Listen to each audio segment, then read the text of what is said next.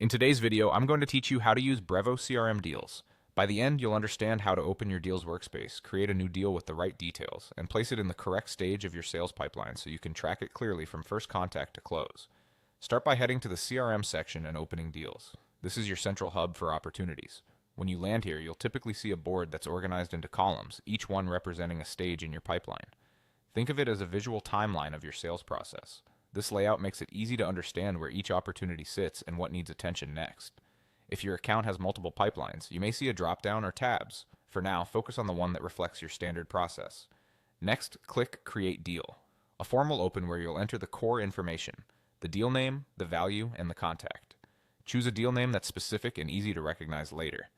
Many teams combine the company or contact name with a short description of what's being sold, like Acme Annual Subscription or Q2 Renewal, North Region.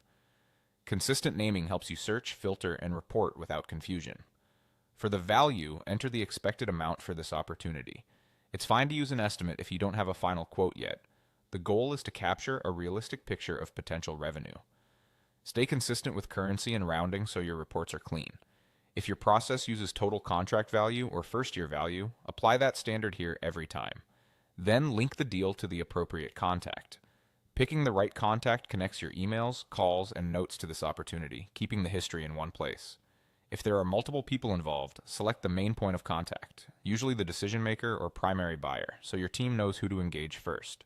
Finally, assign the deal to a pipeline stage that accurately reflects where you are in the sales journey.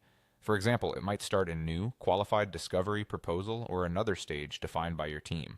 Choose the one that best matches your current status. This matters because it powers your forecasting, highlights bottlenecks, and ensures your next steps are clear. If the situation changes, you can update the stage later to reflect progress without losing the deal's history. That's it. Go to CRM and open deals, create the deal with a clear name, value, and contact, then place it in the right pipeline stage.